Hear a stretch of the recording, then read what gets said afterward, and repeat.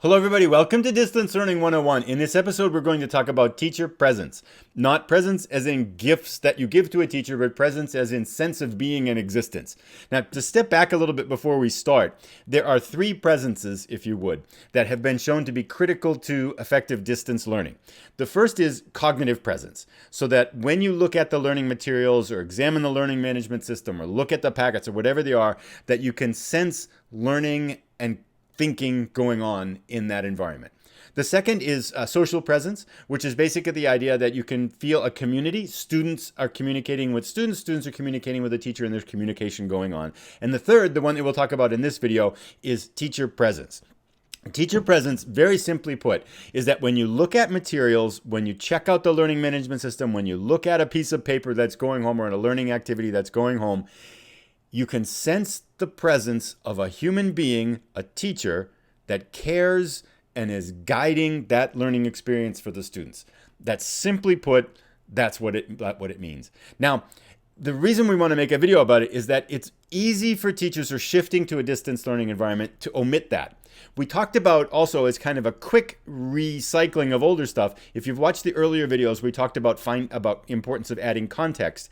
Teacher presence is a part of that context. So there's overlap here. And if you've watched these, I think as you watch more, you'll sense that these elements interweave together to create an effective distance learning system, if you would, that's going to be good for your students.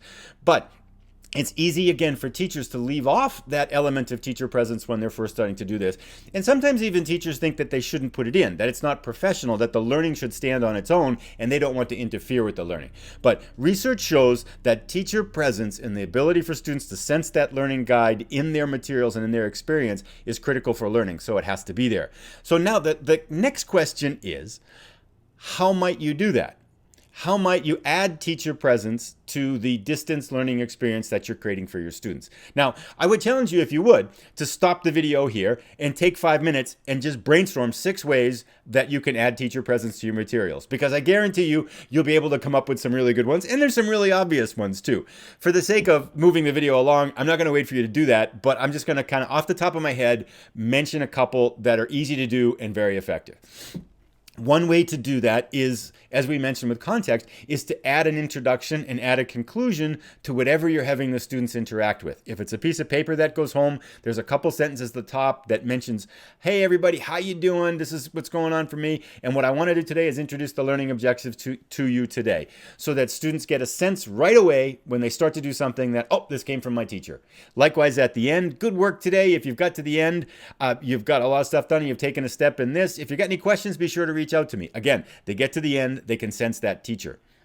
This could be done in a learning management system, or email, even by video. So that's another way to do it. Another way to consider doing it is in short instructional videos. And I definitely want to make a video on that because a number of people have asked about it, and it's a whole thing to itself. But that is a way to include teacher presence in what's going on.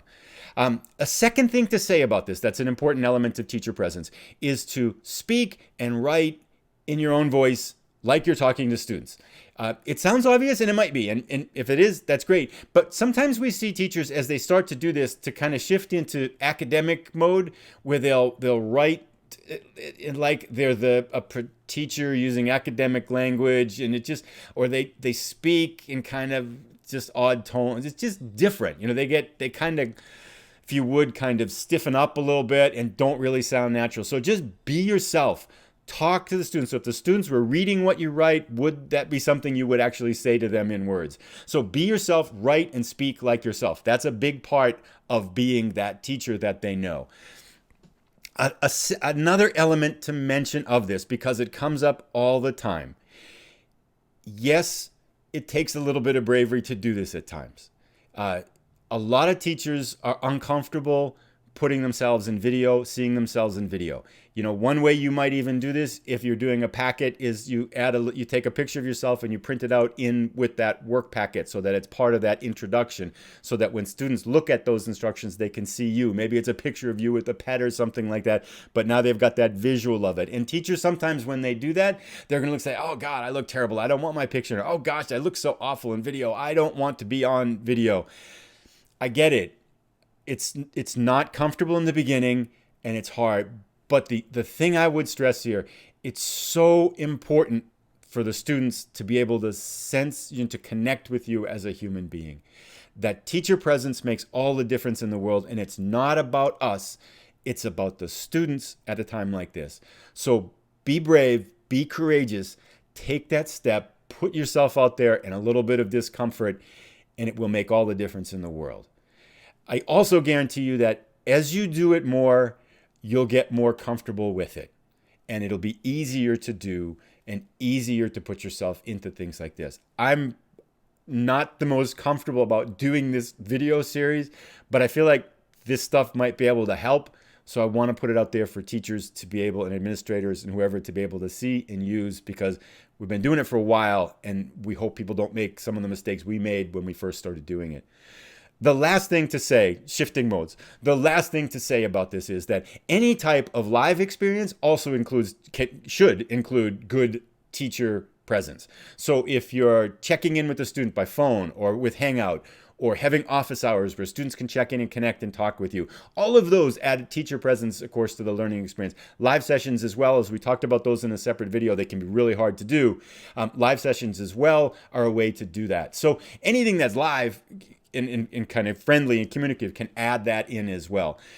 That's pretty much it in terms of teacher presence. Not a super complicated concept, but a super important concept, and one that's very easy to leave off. The thing I would say then, what you want to think as you take this forward, like, how do I apply this, is before you send home a piece of paper, before you open up an activity on your learning management system, whatever you're doing, before you create an email to students that you're going to send out, whether you're writing a text message through Google Voice or something like that, however you're connecting with students with learning experiences, ask yourself, stop and ask yourself, is my presence as a teacher in this thing I'm sending out to them? And if you do that, you've got a great chance to increase the effectiveness of what you're trying to do. That's it for today. The other thing I did want to mention, two things. One, if you have ideas yourself on like how you're adding teacher presence to the learning experiences, distance learning experiences for your students, feel free to add those to the comments so that other teachers can learn from them.